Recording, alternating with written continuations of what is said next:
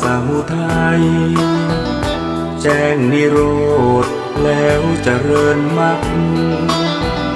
ศีลสมาธิปัญญาเป็นหลักเพ่งออกไปเห็นตัวทุกข์ตัวดักรู้แจ้งประจักษ์แล้วผลักออกไปเรียนรู้พระอริยะเอาธรรมะนั้นบ่งแก้ไขผู้มีจิตผู้มีธรรมเราไม่ใช่เราจะรู้ด้วยตัวเองไม่ได้อริยสัจตรัสไว้ให้เดินไปตามธรรมเจริญปัญญาในมรรคองค์แปดเป็นหลักนั้นงามเลิศล้ำรู้เนื้อรู้ตัวไม่ตกต่ำฝึกจิตฝึกใจให้ดื่มด่ำรู้รูปรู้นามแยกธาตุแยกขันธ์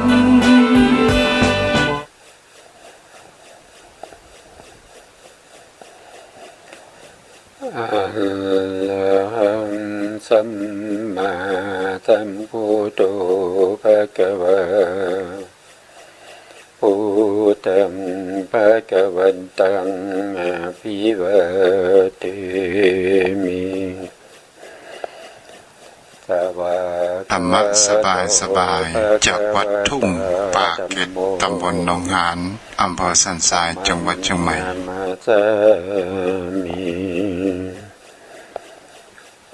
สุปฏิปันโนภะคะวะโตสาวกสังโฆสังฆังนะมามินะโมตัสสะภะคะวะโตอะระหะโตสัมมาสัมพุทธัสสะนะโมตัสสะภะคะวะโตอะระหะโตสัมมาสัมพุทธัสสะนะโมตัสสะภะคะวะโตอะระหะโตสัมมาสัมพุทธัสสะสัมมาสัมพุทธะมาโตลังสัสสะธัมมากาโนตมังอาภิวาทิยาปาติสังอาภิธัมมัตตาสังฆังตาทาวุตาปิธัมมัตถาจตุตาปารมาตโตจิตตังเจตสิกังโลปังนิพพานามิติสัพพทาขอกราบนมัสการพระมหาเถระพระสังฆาธิการพระเถรานุเถระและขอสวัสดีท่านผู้ฟังและผู้ชมทุกท่านที่ติดตามในรายการพระไตรปิฎกลอยฟ้าในเนื้อหาของพระอภิธรรมนะครับครั้งนี้ก็เป็นครั้งที่49ในเรื่องของอากุศลสังคหะอากุศลสังคหะมีธรรมอยู่9หมวดด้วยกันเรากำลังพูดถึงในหมวดที่5หมวดที่5ก็คืออุปทานนะครับอุปทานก็จะมีธรรมอยู่4ข้อด้วยกันอุปทาน4นะในอุปทาน4เนี่ยก็ทำข้อที่1ก็ได้แก่กามุปาทานกามุปาทานธรรมชาติที่เป็นเครื่องยึดมั่นในกามคุณอารมณ์องค์ธรรมได้แก่เจตสิกโลภะเจตสิกนะครับที่ในโลภะมูลจิต2ข้อที่2ทิฏฐุปาทานความเห็นผิดนะครับที่นอกเหนือจากศีลพัตตปรมัสสะและอาตวาทุปทานว่าโดยธรรมชาติก็คือเป็นเครื่องยึดมั่นในความเห็นผิดของตนนะครับถ้าว่าโดยองค์ธรรมก็ได้แก่ทิฏฐิเจตสิกที่ในทิฏฐิคตะสัมปยุตตจิต4นะ ข้อธรรมข้อที่สามก็คือศีลพัตตุปารมาศีลพัตตุปาทานนะครับธรรมชาติที่เป็นเครื่องยึดมั่นในการปฏิบัติที่ผิดองค์ธรรมก็ได้แก่ทิฏฐิเจตสิกที่ในทิฏฐิคตะสัมปยุตตจิตสี่ข้อธรรมข้อที่สี่อันตวาทุปาทานธรรมชาติที่เป็นเครื่องยึดมั่นในรูปนามขันธ์ห้าว่าเป็นตัวเป็นตนองค์ธรรมได้แก่ทิฏฐิเจตสิก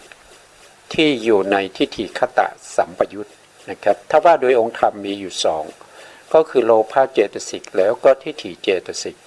นะครับข้อธรรมข้อที่สองข้อที่สามข้อที่สี่องค์ธรรมเหมือนกันนะครับก็คือได้แก่ตัวทิฏฐิเจตสิก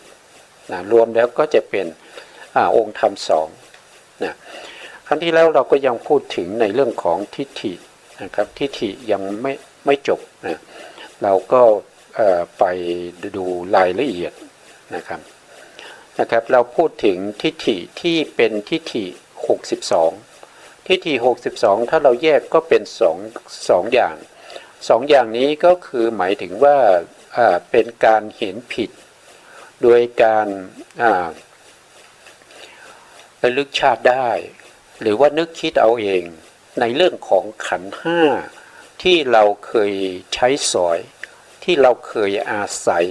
ในภพก่อนๆมาแล้วอันนี้เราจะเรียกว่าเป็นบุพันตะกัปปิกะทิฏฐิมีอยู่ทั้งหมด18อย่างด้วยกัน18อย่างด้วยกันนะครับในส่วนที่สองก็เป็นสภาวะที่มีเขาเรียกว่าเป็นทิพจักขุนะครับคือไปเห็นนะครับไปเห็นขันธ์อายตนะธาตุตามภพภูมิต่างๆแล้วก็นึกว่าตัวเองจะได้ไปเสวยจะได้ไปอาศัยขันธ์ห้าเหล่านั้นที่เป็นไปในอนาคตนะในอนาคตมีอยู่44อย่างเราเรียกว่าเป็นอปารันตะกัปปิกะทิฏฐินี่ก็จะมี2อย่างถ้ารวมกันแล้วก็จะเป็น62นะครับครั้งที่แล้วเนี่ยเราพูดถึงข้อที่2อปารันตะกัปปิกะทิฏฐินะครับเราก็ไปดูรายละเอียดต่อจากครั้งที่แล้วเนี่ยเราพูดถึงข้อที่5นะครับข้อที่5แล้วนะครับซึ่งข้อที่ในปารันตะนะครับปารันตะกัปปิกะทิฏฐินะครับทั้งหมดมีอยู่44ข้อด้วยกันข้อที่ข้อที่ก็อุทะมาตะอุทะมาคาตะนิกะสัญญีวาทะนะครับอันนี้ก็ไปเห็นขันธ์อายตนะนะครับที่ในภพต่างๆนะครับแล้วก็คิดว่าตัวเองจะได้ไปสวยในภพใหม่หลังจากที่ตายไปแล้วนะครับได้ไปอยู่ในภพใหม่อันนี้มีความเห็นอยู่16อย่างด้วยกันเราก็พูดกันไปแล้วก็ศึกษากันไปแล้วนะข้อที่2ก็อุทามาคาตนิกะอสัญญีทิฏฐิอันนี้ก็คือหมายถึงว่าไม่มีสัญญาในภพหน้าก็คือหมายถึงภพที่ไม่มีสัญญาก็คืออสัญญาสัตตภูมินะครับเมื่อตายแล้วก็จะไปอยู่ในภพนั้นนะครับมีอยู่ด้วยกัน8อย่างด้วยกันนะ8อย่างด้วยกันอันนี้เราก็ศึกษาไปแล้วนะในข้อที่3นะอุทะมาคาตะนิกะเนวสัญญีนาสัญญีวาทะอันนี้ก็มีความละเอียดในเรื่องของสัญญาในเรื่องของนามธรรมในภพที่เป็นเนวสัญญานาสัญญายตนะภูมินะครับก็ผู้ที่เขามีตาทิพย์เขาก็ไปเห็นสภาวะนั้นแล้วก็คิดว่าตัวเองเนี่ยจะได้ไปสวยขันธ์นามขันธ์4ที่ในภพนั้นนะครับความคิดแบบนี้มีอยู่8อย่างด้วยกันอันนี้เราพูดไปแล้วข้อที่4อุเฉททิฏฐิความเห็นว่าตายแล้วขาดศูนย์หรือบางทีเราจะเรียกว่าเป็นนัตถิกะทิฏฐิอันนี้มีอยู่7อย่างด้วยกันประเภทนี้ข้อที่4นี้เป็นความเห็นผิดที่อันตรายนะครับ เป็นความเห็นผิดที่กั้นสวรรค์นะครับไม่บุคคลที่มีความเห็นผิดแบบนี้ไม่สามารถไปสวรรค์ได้ไม่สามารถไปในพรหมโลกได้นะครับแล้วก็สร้างทางมุ่งหน้าไปสู่อบายภูมินะครับมีอยู่7อย่างด้วยกันนะครับอันนี้ทำอะไรก็ตามนะครับไม่มีผลเกิดชาติเดียวตายก็ตายชาติเดียวเกิดเป็นสัตว์ก็ต้องเกิดเป็นสัตว์ตลอดไปอย่างนี้ก็เป็นอุเฉททิฏฐิไม่มีการเวียนว่ายแต่เกิดเป็นมนุษย์ก็ต้องเป็นมนุษย์ตลอดไปเกิดเป็นเทวดาก็เป็นเทวดาตลอดไปนะครับแต่ที่สำคัญคือเขาผู้ที่มีความเห็นผิดว่าหลังจากตายแล้วเนี่ยศูนย์ไปเลยไม่มีอะไรนะครับอันนี้น่ากลัวเพราะว่าเป็นบุคคลที่กล้าในการที่จะทำบาปนะครับในการที่จะทำบาปที่มีกำลังมากเพราะว่าตายแล้วก็หมดกันไม่ต้องไปชดใช้เวรไม่ต้องไปชดใช้กรรมมีอยู่7อย่างนี้เราพูดกันไปแล้วนะครับทีนี้ข้อที่5ในข้อที่5เนี่ยก็คือทิฏฐธรรมนิพพานนะครับวาทะทิฏฐินะครับอันนี้คือมีความเห็นผิดแล้วเข้าใจผิดอยู่5อย่างนะครับ5อย่างนั้นก็คือได้แก่กามคุณอารมณ์5กามคุณตรงนี้เนี่ยก็คือหมายถึงว่าบุคคลที่เขามีความสุขนะครับอยู่ในกามคุณนี้ก็จะมีอยู่5อย่างนะครับในที่นี้เขาบอก5นะครับบางทีก็จะมีบางที่ก็จะมีอยู่6อย่างนะครับกามคุณ5ก็คือได้เห็นสิ่งที่ดีๆนะครับอย่างเช่นเจ้าชายสิทธัตถะเนี่ยนะครับก็มีกามคุณ5ก่อนที่จะเอาออกบวชนะครับจะไม่ได้เห็นสิ่งที่ไม่ดีเลยนะครับพระเจ้าสุโธทนะก็จะเป็นผู้ที่กำจัดสิ่งที่ไม่ดีไม่ให้เข้ามาในพระราชวังนะครับคนแก่คนเจ็บคนไข้เนี่ยให้ไปอยู่เมืองอื่นนะไม่ให้เข้ามาอยู่ในเมืองไม่ให้เจ้าชายสิทธัตถะนี้เห็นนะครับให้เจ้าชายสิทธัตถะเนี่ยเสวยในกามคุณอารมณ์อย่างดีนะครับไม่มีปฏิฆะนะครับไม่มีความไม่พอใจทุกสิ่งทุกอย่างเป็นไปตามที่ต้องการหมดนะถ้าคนที่เขาไม่เข้าใจเขาก็เข้าใจว่าการเสวยกามคุณ5นี้เป็นพระนิพพานนะครับแต่เจ้าชายสิทธัตถะผู้บำเพ็ญบารมีมาแล้ว4อสงไขยแสนมหากัปกำลังจะเป็นพระพุทธเจ้าไม่มีความเห็นประเภทนี้นะครับเห็นแต่กามคุณอารมณ์ทั้งหลายเนี่ยเป็นแต่เครื่องกากั้นนะครับไม่ใช่หนทางในการที่จะไปสู่พระนิพพานนะครับไม่ใช่หนทางที่จะทำให้พ้นทุกข์นะครับนี่อันนี้คือเขาสร้างบารมีมานะครับจิตใจมุ่งมั่นในเรื่องของการที่จะหาทางหลุดพ้นไปจากการเวียนว่ายตายเกิดนะอันนี้ท่านสร้างบารมีมานะครับถ้าคนไม่ได้สร้างบารมีนะมันก็จะไม่คิดอย่างนั้นนะครับได้สวยกามคุณอารมณ์ก็ยินดีพอใจแล้วดีไม่ดีก็คิดว่าเป็นนิพพานนะครับก็เข้าข้อที่5ธรรมะทิฏฐธรรมะนิพพานวาทะทิฏฐิอันนี้คือข้อที่1นะครับเห็นกามคุณอารมณ์เป็นพระนิพพานนะครับส่วนข้อที่2เนี่ยบุคคลที่เขาได้ฌานได้ปฐมฌานก็คือสมาธิที่เป็นอัปปนาสมาธิเป็นระดับที่1นะครับมีอารมณ์อยู่ในองค์กสิณทั้งหลายนะครับที่พระพุทธองค์ได้แสดงไว้ก็จะมีอยู่ทั้งหมด40อารมณ์ด้วยกันนะที่จะได้ปฐมฌานเนี่ยก็จะไม่ถึง40นะครับที่จะได้ปฐมฌานก็จะมีกสิณ10มีอสุภะ10นะครับแล้วก็มีอานาปานสติ1นะแล้วก็มีกายคตาสติอีก1ก็เป็น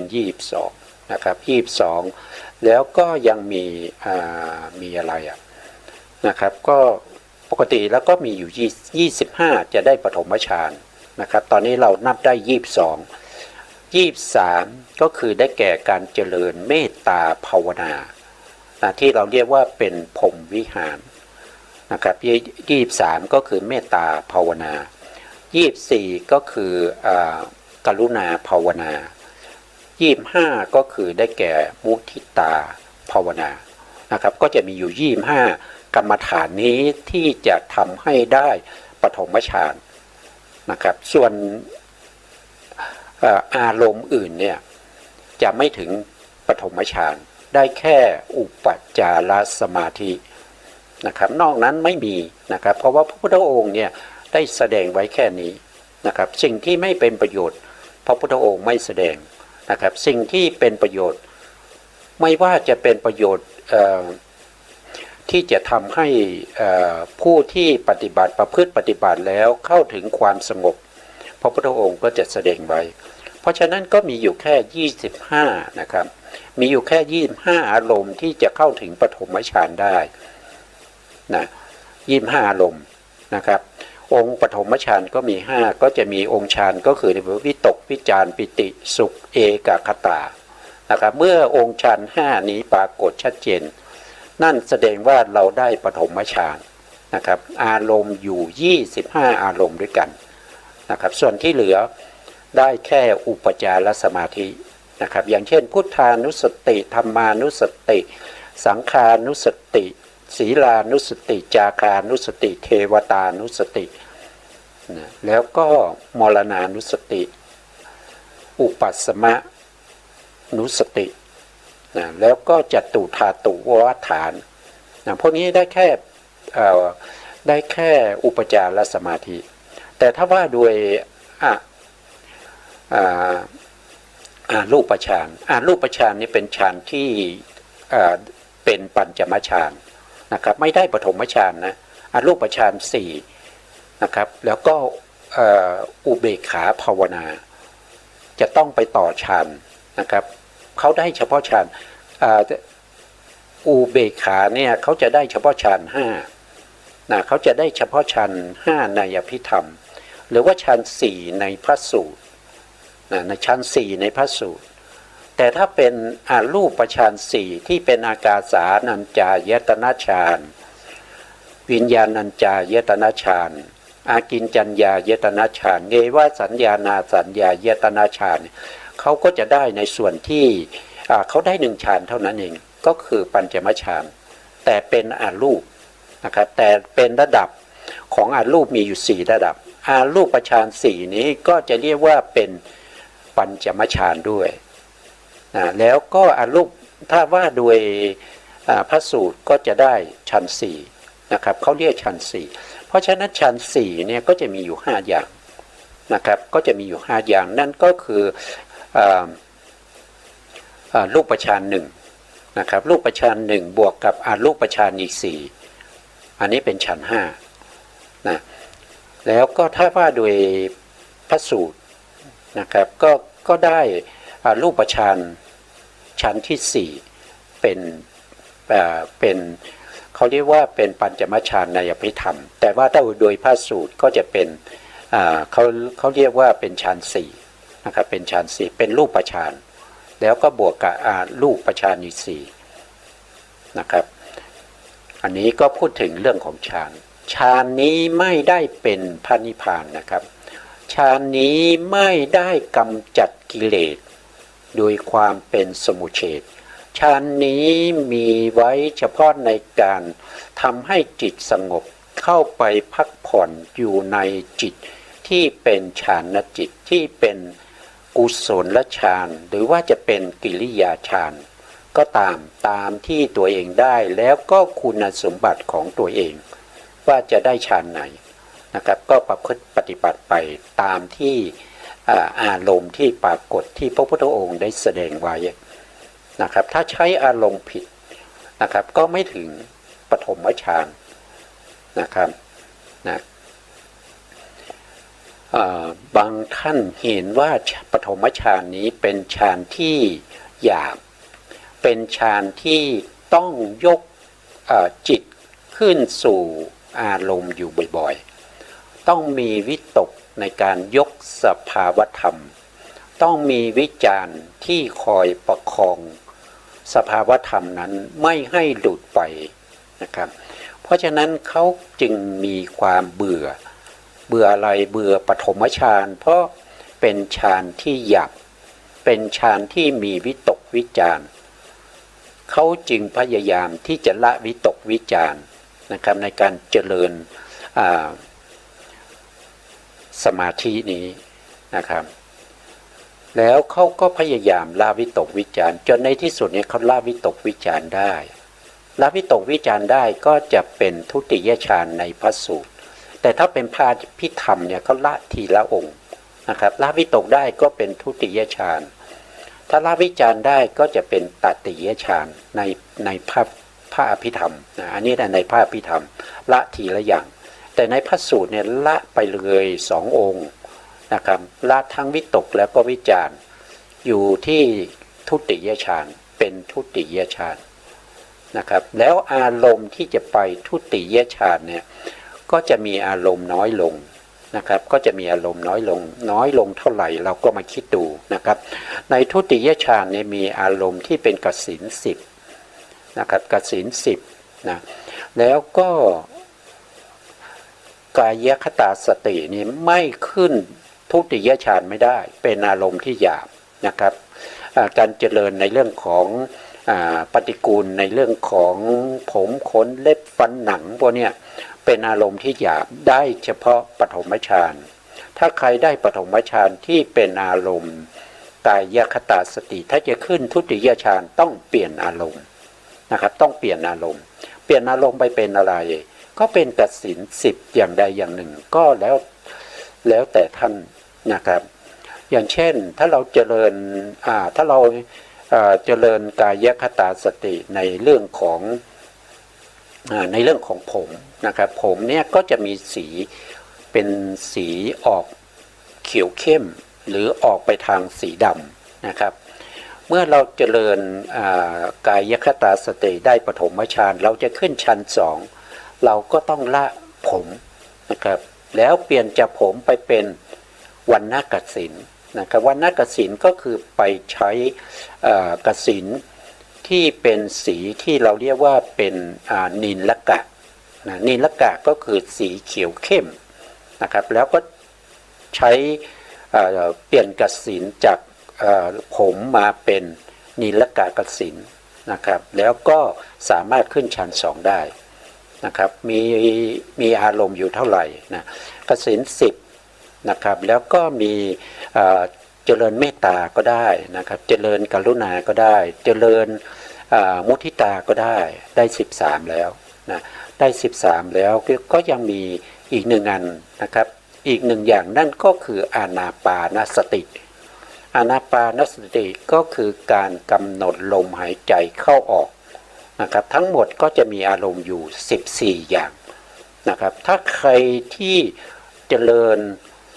นอกเหนือจาก14อย่างนี้จะไม่สามารถขึ้นทุติยฌานได้นะไม่สามารถขึ้นทุติยฌานได้ทุติยฌานจะต้องมีอารมณ์อยู่14อย่างนี้นะกสิณ10นะครับแล้วก็เมตตาภาวนานะกรุณาภาวนามุทิตาภาวนาแล้วก็อานาปานสตินะก็ไปขึ้นชั้น2ได้นะ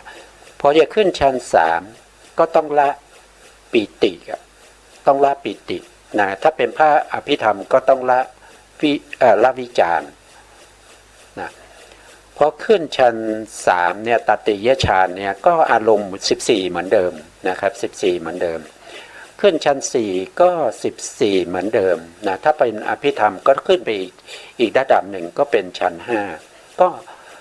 ชั้น5ในพระอภิธรรมแล้วก็ชั้น4ในพระสูตรเนี่ยก็จะมีอารมณ์อยู่14โทษทีอารมณ์จะลดลงมานะครับก็จะมี12นะครับก็จะมีกสิณ นะกสิณ10แล้วก็มีอุเบกขา1นะครับเมตตาไปขึ้นชั้น4ในพระสูตรไม่ได้เมตตากรุณามุทิตาไปขึ้นชั้น4ในพระสูตรไม่ได้ไปขึ้นชั้น5ในอภิธรรมไม่ได้เพราะฉะนั้นก็จะมีกสิณ10อานาปานสติ1แล้วก็อุเบกขาภาวนา1อุเบกขามาจากไหนอุเบกขาก็มาจากพรหมวิหาร4นะครับที่เป็นข้อสุดท้ายตัวองค์ธรรมไม่ใช่ตัวเวทนาแต่องค์ธรรมเป็นตัตระมัชฌัตตานะครับองค์ธรรมได้แก่ตัตระมัชฌัตตาคือความสม่ำเสมอของจิตและเจตสิกนะครับเป็นตัวที่ปรับเรื่องของความสม่ำเสมอในเรื่องของอารมณ์นะครับก็ขึ้นเป็นชั้น5นะครับแต่ถ้าเราจะทำฌานไปในอรูปฌานอีกในอรูปฌานมี4อารมณ์ที่จะมาต่อไปอรูปฌานด้วยการเพิกกสิณเพื่อจะไปเป็นอากาสาเนี่ยมีอยู่แค่9นะครับมีอยู่แค่9เท่านั้นนะก็คือกสิณ9กสิณมี10แต่ต้องเว้นไป1กสิณที่เว้นไป1นั่นก็คือได้แก่อากาศกสิณอากาศกสิณเนี่ยจะมาเพิกกสิณไม่ได้นะครับเพราะฉะนั้นก็จะเหลือกสิณ9นะครับกสิณ9ก็จะมีธาตุกสิณ4นะครับก็คือปฐวีธาตุอาโปธาตุเตโชธาตุวายโยธาตุพวกนี้มาทำเป็นองค์กสิณได้แล้วก็วรรณกสิณอีก4ก็คือโอทัตตกสิณนั่นคือสีขาวนะปีตะกะกสิณก็คือสีเหลืองนะครับโลหิตะกสิณก็คือสีแดงนิลกะกสิณก็คือสีเขียวเข้ม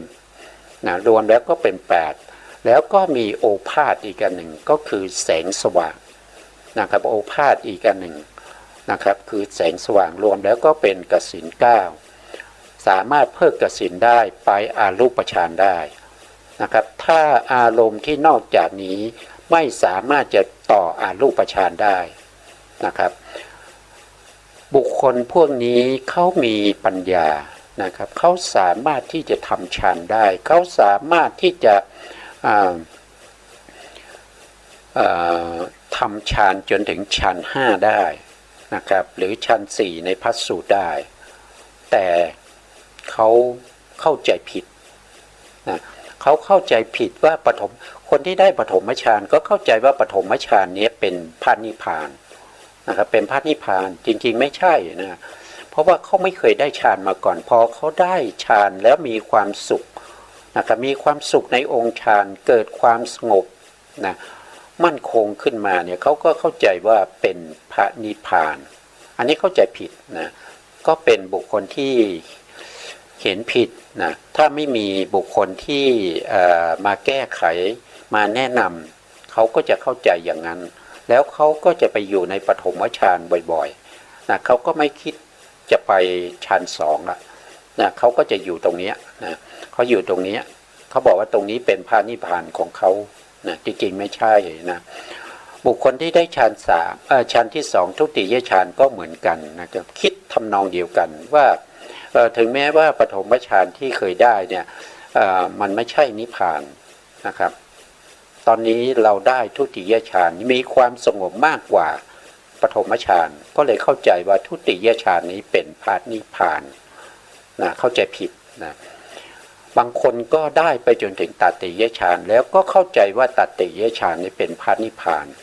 เพราะว่ามีความสงบมากกว่าปฐมฌานแล้วก็ทุติยฌานนะครับจิตตั้งมั่นดีกว่าความสงบมากกว่าถ้าว่าโดยสุขก็สุขมากกว่านะครับอย่างนี้เขาเรียกว่าเป็นพระนิพพานของเขานะครับบางท่านอาจจะได้ถึงจตุริยฌานนะจตุริยฌานเป็นพระนิพพานของเขาเพราะว่าเขาเข้าใจว่าจตุริยฌานเนี่ยมีความสงบมากกว่าปฐมฌานมีความสงบมากกว่าทุติยฌานมากกว่าตติยฌานนะมาอยู่ตรงนี้มีความสุขมากเลยนะเลยเข้าใจผิดว่าเป็นพระนิพพานนะครับอันนี้ก็เป็นความเข้าใจผิดแล้วก็ยึดถือเอาความเข้าใจผิดแล้วตั้งสำนักสอนนะครับสอนลูกศิษย์ลูกหา ให้เข้าปฐมฌานทุติยฌานตติยฌานจตุตฌานเสร็จแล้วก็บอกว่าผู้ที่ถือปฐมฌานก็บอกว่าโอ้ถ้าได้ปฐมฌานอย่างนี้คุณก็ได้นิพพานแล้วนะได้นิพพานแล้วนะคุณก็เข้าปฐมฌานนี้บ่อยๆเขาจะไม่ว่าเขาบอกว่าได้นิพพานแล้วเข้านิพพานบ่อยๆเลยนะแต่จริงๆมันไม่ใช่นิพพานนะครับอย่างเช่นมีบุคคลที่อาจารย์ของพระโพธิสัตว์สิทธัตถะนะครับที่เป็นอุทกดาบทแล้วก็อาดาละดาบทเนี่ยเขาก็จะเข้าใจว่าอากินจัญญาเยตนาฌานหรือว่าเนวสัญญานาสัญญาเยตนาฌานเป็นนิพพานของเขานะครับเป็นนิพพานของเขานะครับแต่พระโพธิสัตว์สิทธัตถะเนี่ยบอกว่ามันไม่ใช่ทางหลุดพ้นไม่ใช่นิพพานนะครับการที่ไปได้ในว่าสัญญานาสัญญานี้ยังไม่หลุดพ้นนะครับทางที่จะให้ได้คุณธรรมที่สูงกว่านี้มีไหมเขาก็ตอบว่าไม่มีแค่นี้แหละมีแค่นี้แหละอันนี้แหละคือพระนิพพานแล้วเจ้าชายสิทธัตถะพระโพธิสัตว์ของเราก็บอกว่าไม่ใช่นะครับผมจะไปแสวงหาทางของผมเองนะครับก็ไม่ทางอาดาละดาบทหรืออุทกดาบทก็บอกว่าไม่ต้องไปช่วยกันอยู่ตรงนี้แหละมาช่วยกันสอนลูกศิษย์ลูกหาให้เขาได้อากินจัญญาเยตนาฌานหรือว่าเนวสัญญานาสัญญาเยตนาฌานเรามาเป็นอาจารย์ร่วมกันนะแต่พระโพธิสัตว์ไม่เอานะครับเพราะมันใช่ทางหลุดพ้นนะพระโพธิสัตว์ก็ไปหาทางเองด้วยการไปบำเพ็ญทุกขกิริยาอยู่ถึง6 ปีนะครับกว่าจะได้ตรัสรู้เป็นพระพุทธเจ้านะครับอันนี้ก็ทั้งหมดเนี่ยเราพูดมาก็คือเรื่องของทิฏฐิ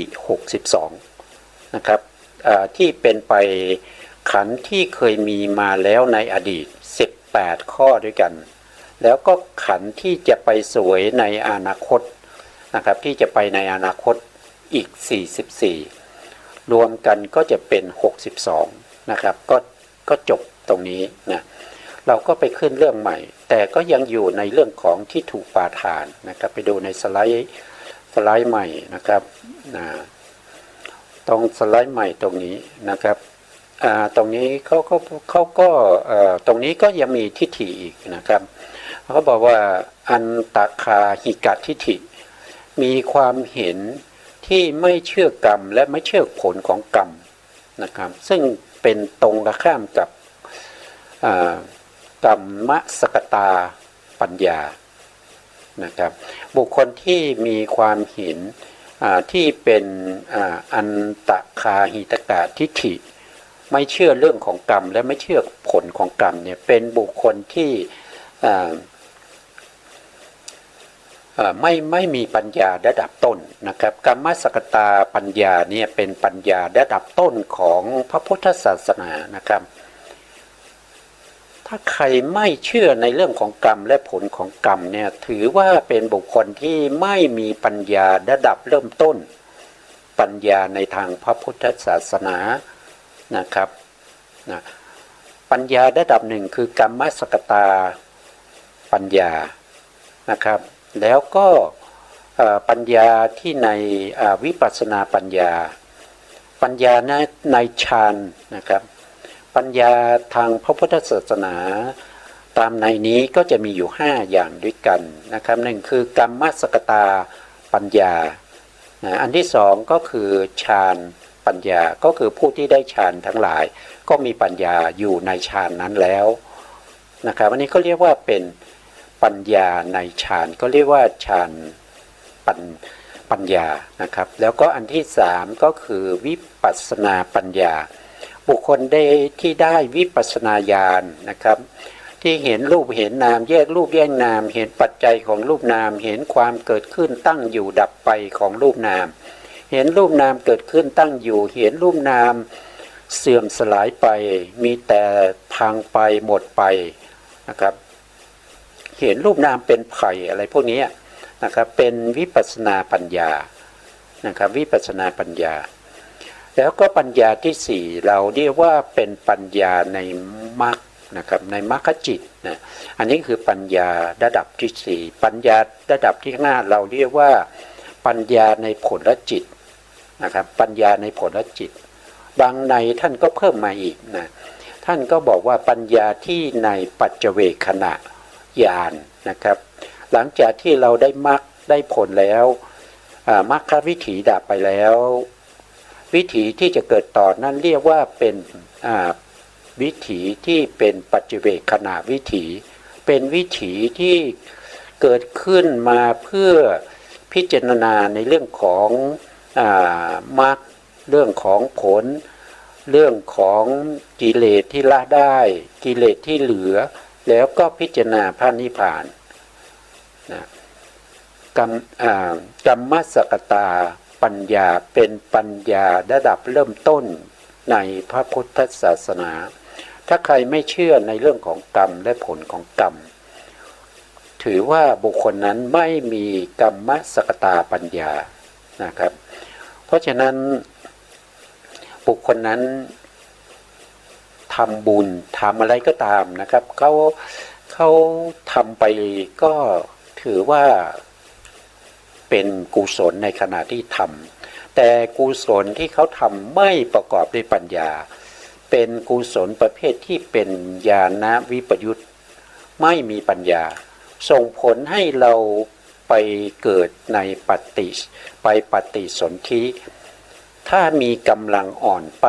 เกิดเป็นบุคคลที่ขัดตกบกพร่องเรียกว่าเป็นอาเหตุกะนะครับอาเหตุกะ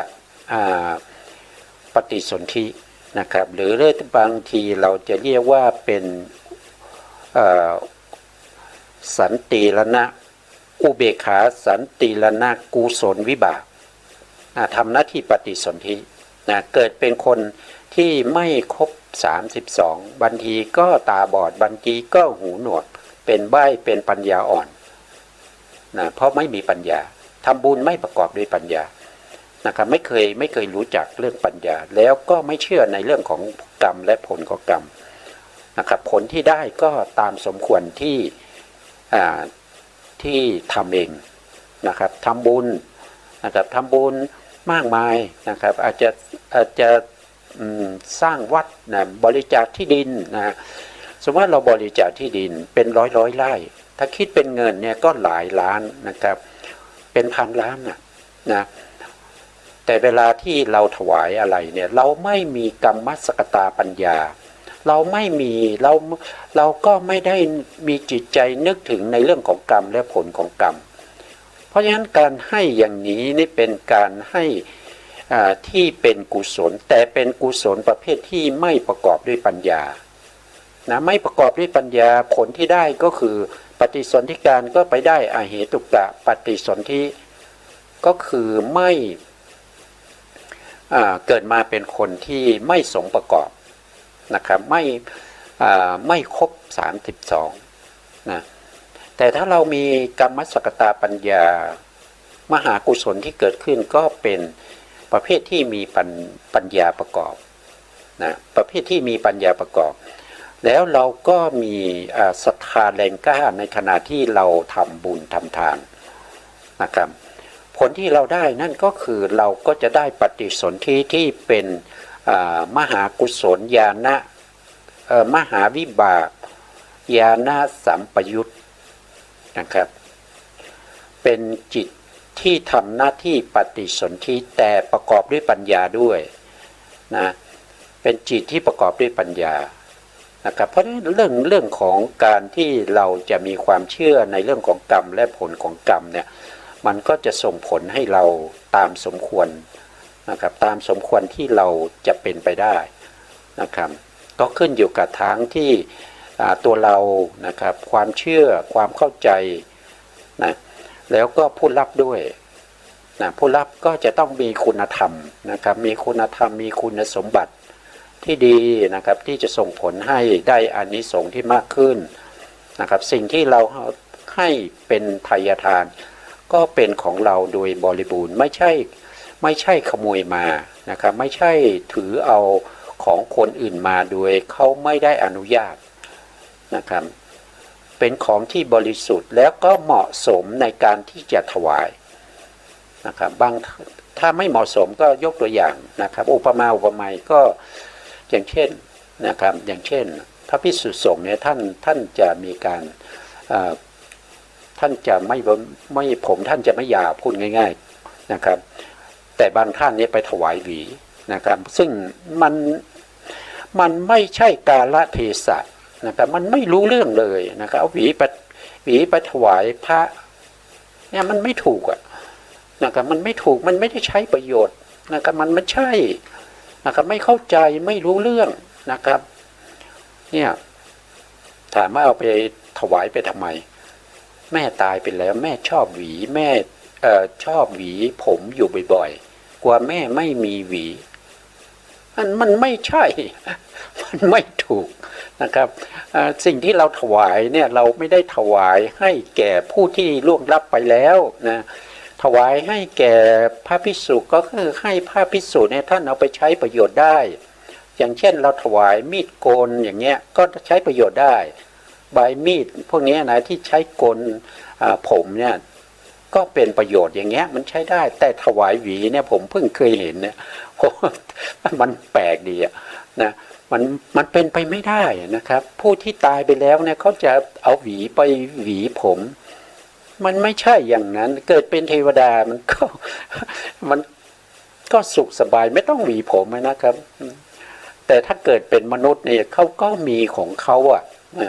เกิดมาเป็นมนุษย์มีผมยาวเขาก็มีของเขาไม่รู้ด้วยนะครับว่าคุณถวายหวีให้เขาเนี่ยเขาไม่รู้นะเขาไม่รู้นะถ้าไปเกิดเป็นเปรตก็ไม่ต้องใช้อ่ะไปเกิดเป็นสัตว์นรกก็ไม่ต้องใช้เดรัจฉานก็ไม่ต้องใช้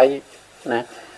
นอกจากเกิดเป็นมนุษย์แต่เกิดเป็นมนุษย์เนี่ยมันไม่สามารถที่จะมาเอาได้หรอกนะครับสมมติว่าเกิดเป็นมนุษย์อยู่ต่างประเทศอย่างเงี้ยนะเป็นผู้หญิงนะครับไว้ผมยาวนะครับอดีตเป็นแม่ของเรานะแล้วท่านถวายหวีให้แก่พระและถามว่าแม่คุณจะมารับได้ยังไงมาไม่ได้มันก็แปลกดีนะมันก็แปลกดีพวกนี้มันเป็นทิฏฐินะเป็นความเชื่อนะครับ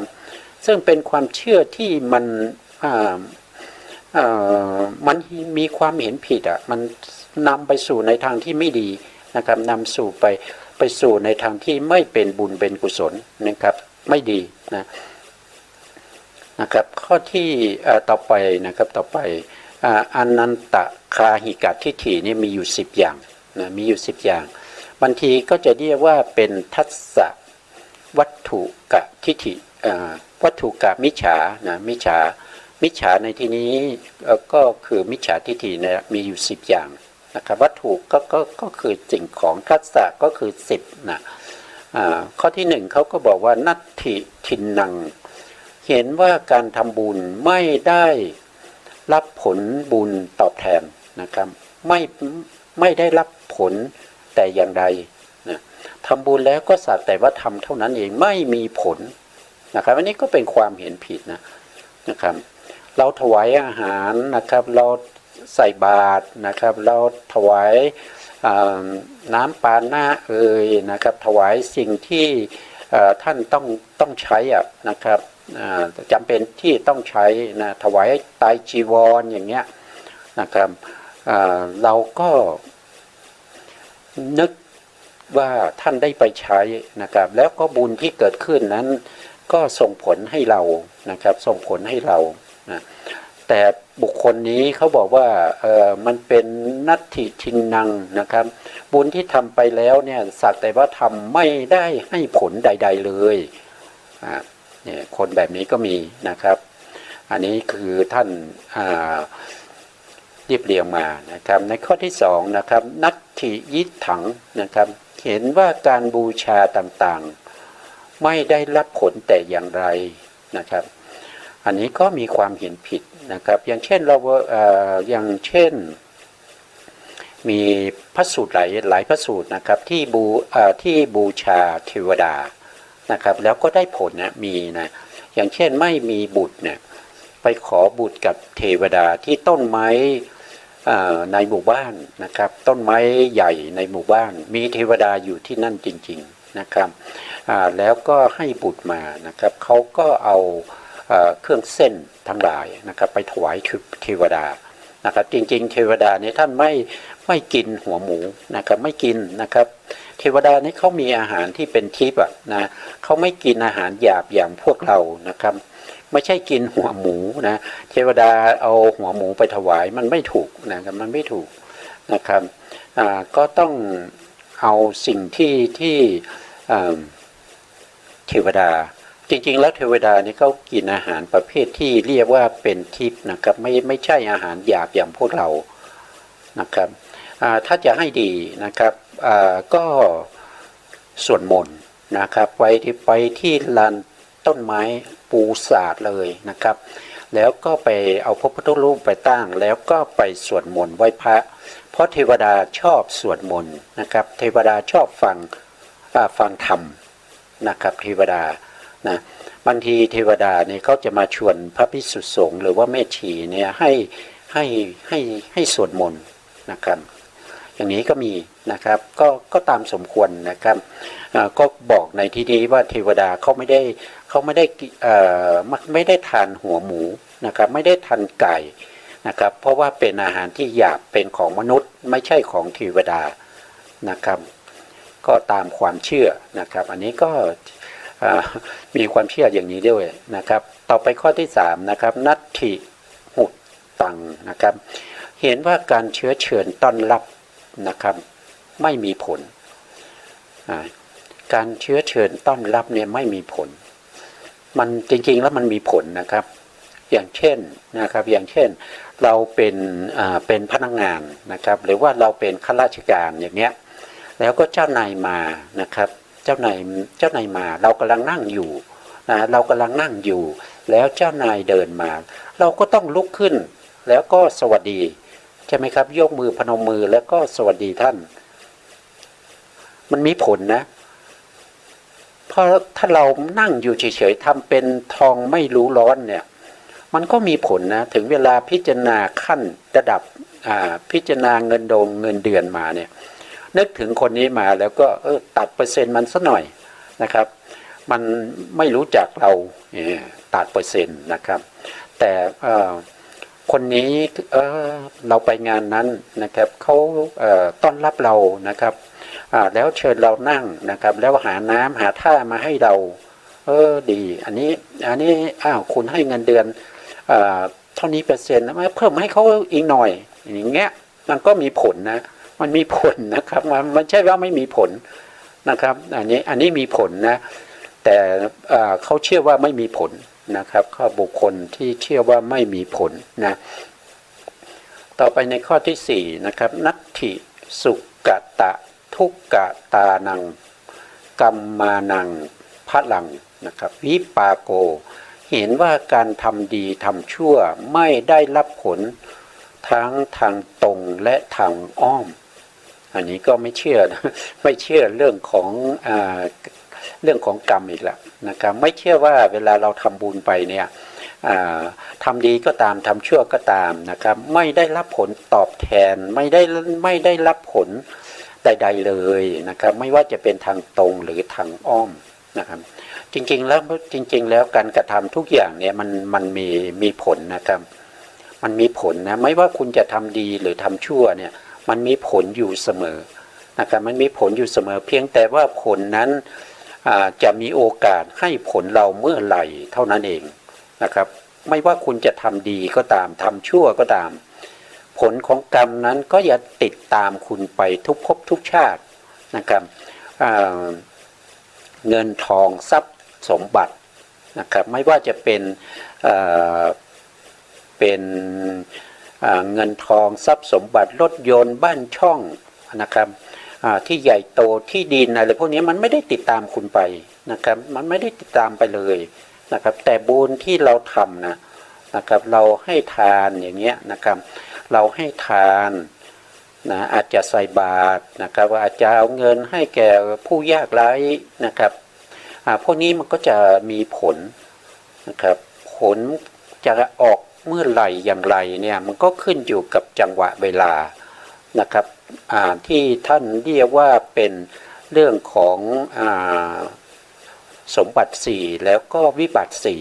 4 นะครับอย่างเช่นยุคสมัยไหนที่มีผู้ปกครองที่เป็นมิจฉาทิฐินะกรรมที่เป็นอกุศลเนี่ยมันจะให้ผลนะครับมันจะให้ผลได้ดีกว่ากุศลนะแต่ยุคไหนสมัยไหนที่ผู้ปกครองนั้นเป็นสัมมาทิฏฐิสิ่งที่เป็นกุศลก็จะให้ผลได้ง่ายนะครับแต่ถ้าสมมติว่าเราทำแล้วเราก็ไม่ได้รับผลเนี่ยก็เพราะว่าถ้าเราดูแล้วผู้ปกครองเราอย่างเช่นหัวหน้านะครับอย่างเช่นหัวหน้างานนะครับหรือว่าเป็นผู้บังคับบัญชาของเราเนี่ยเขาเป็นมิจฉาทิฐิเนี่ยเราอยากจะให้ได้ผลเนี่ยมีอยู่ทางเดียวนั่นก็คือพูดง่ายๆก็คือประจบสพนะครับไปสมัยนี้ถ้าหยาบหน่อยเขาก็เรียกว่าไปเลียแข้งเลียขานะครับอย่างเนี้ยนะก็จะได้นะครับไม่ต้องทำงานอะไรให้เด่นนะครับเพียงแต่ว่าไปตอนเช้ามาก็จะเข้าไปถามกาแฟไหมครับนะชงกาแฟให้นะถามว่าทานข้าวหรือยังก็เอาเข้ามาให้อย่างเงี้ยนะครับตอนเที่ยงจะไปทานที่ไหนนะผมไปส่งไหมนะแล้วก็จ่ายด้วยนะครับจ่ายค่าอาหารด้วยนะมิจฉาทิฏฐิอย่างนี้คุณก็จะได้ดีนะครับก็จะได้ดีถึงเวลาพิจารณาขั้นอะไรพวกนี้มันก็จะได้ดีนะครับถ้าเป็นบุคคลที่เป็นสัมมาทิฏฐินะครับคุณจะถูกตั้งกรรมการสอบสวนด้วยนะครับในฐานะที่ทำเกินกว่าหน้าที่นะครับอันนี้มีผลนะครับมีผลนะข้อที่4มีผลนะครับทุกข้อที่ท่านกล่าวมาเนี่ยก็คือไม่มีผลนะแต่ถ้าทางที่ถูกต้องเนี่ยเขามีผลนะครับข้อที่5นะครับนัตถิ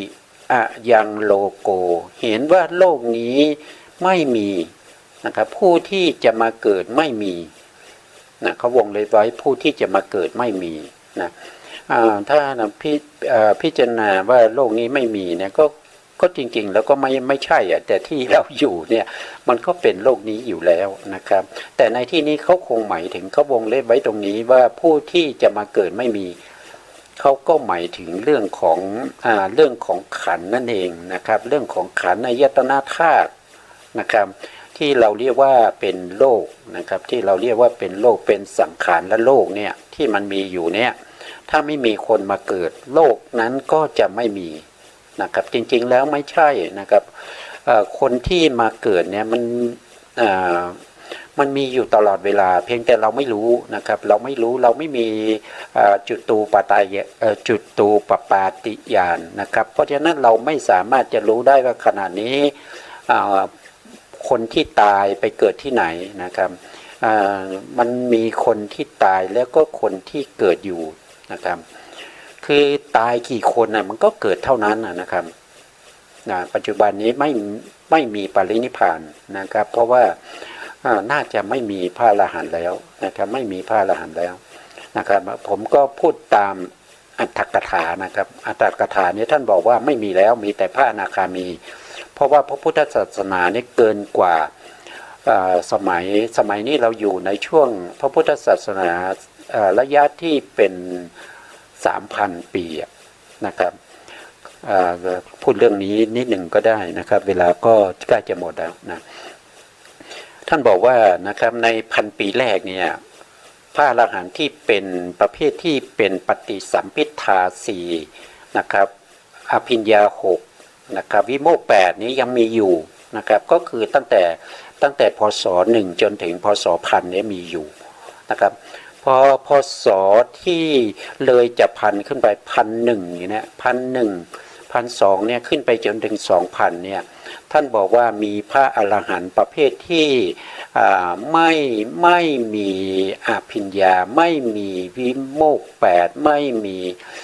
ปฏิสัมภิทาเป็นพระอรหันต์ประเภทที่เป็นสุขวิปัสสกะนะนี่มาจาก